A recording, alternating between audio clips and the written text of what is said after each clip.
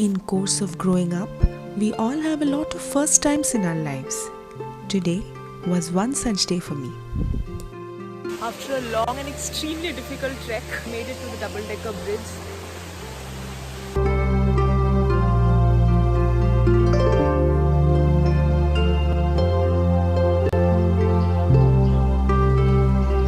What else do you ask for when you can witness the sunrise right from your balcony?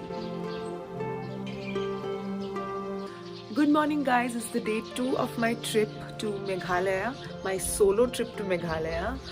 Today is going to be a very challenging day as we're going to be doing a trekking down the double-decker route bridge, and if we have some energy left in us, we're going to go to the Rainbow Falls as well. Actually there were some changes in the itinerary as we were supposed to go to Cherrapunji and see the Seven Sisters Falls and all those waterfalls today, but since today is Saturday and tomorrow is Sunday, since the double-decker route bridge remains closed on Sundays, so we had to swap the plan. Right now I'm a little bit nervous as I've not done a lot of treks before, and for this double-decker route bridge trek we're gonna have to climb down 3,500 steps and climb all the way up today itself.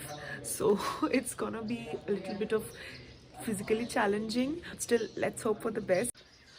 We're gonna eat breakfast, and we are planning to leave really early as we have to head out for Tirna village, which is another 2.5 hours drive from here, and we really have to start early because it's not possible to cover it all up in a single day.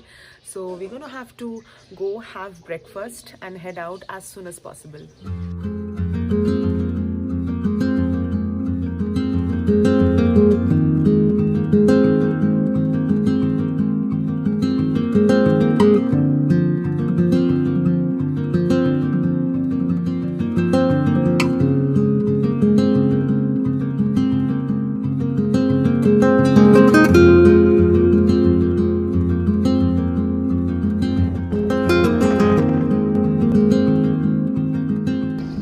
Flat tires, so we all had to get off our traveler, and meanwhile we have found a nice viewpoint. Everyone is clicking pictures there. I'll go there too and have some photos clicked. This is the viewpoint.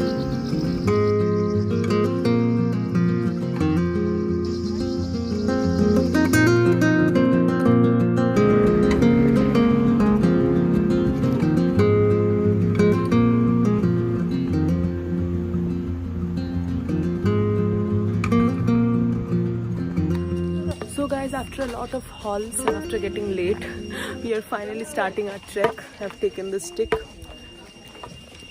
and here is my group.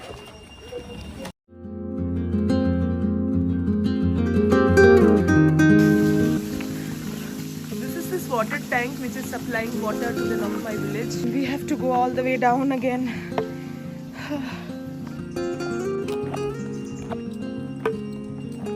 It's very steep. Yeah, it's very, very steep. Seriously, we have covered 900 steps so far. That's a good sign. We are taking it slow and going at our own pace in order to reach all the way down.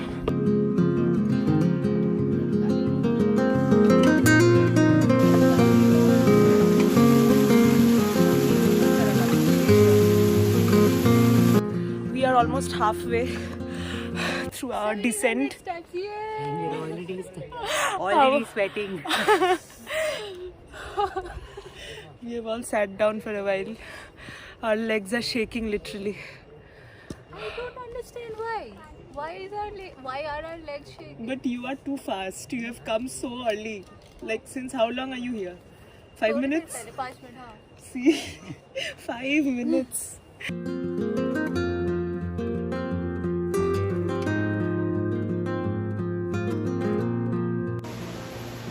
We have finally reached the single route bridge, and it looks very scary.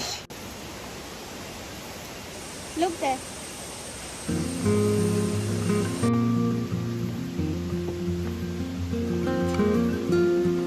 It's so narrow.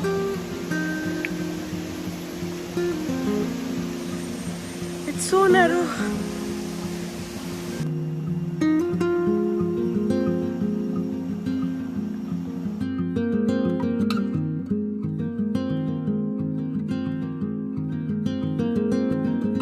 By now, all our energies are drained.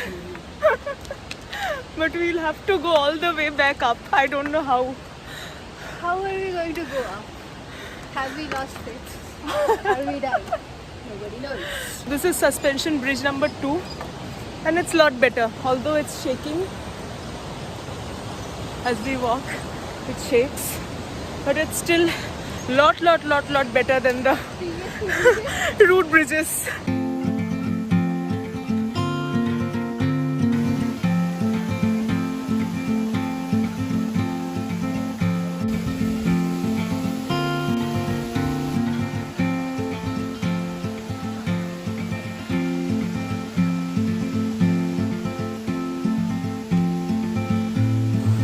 After a long difficult trek, finally at the double-decker route bridge, and it's really beautiful. These route bridges were formed by ancient rubber plants. It's partly natural and partially man-made by the old Khasi tribes. It's really nice and it's quite sturdy as well. It looks scary, but it's sturdy. There are a lot of fishes here.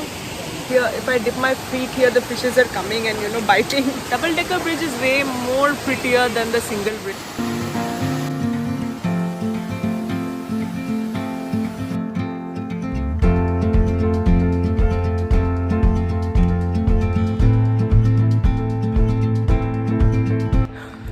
Done at the double-decker bridge. Now climbing all the way up. Going all the way back and climbing up is going to be even more challenging. Let's hope for the best. Keep going. Finally reached back up. It was an extremely difficult trek for me, especially while coming up. The steps were never ending. It literally took the whole day for this trek. And it's highly advisable to take the bamboo sticks, otherwise it's really difficult, especially coming up. Close your eyes, hear the voice within calling. This heavy load got under your skin, hauling.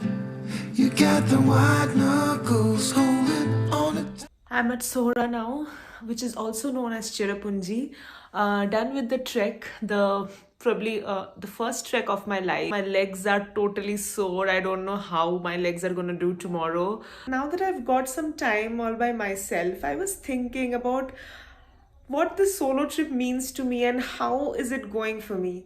I would like to share this with you guys since it's my first solo trip and I'm a beginner for treks. I was very skeptical before booking this trip. There were 1,000 questions on my mind, trust me. This entire concept of solo travel and enjoying a place all by yourself was very new and very different for me.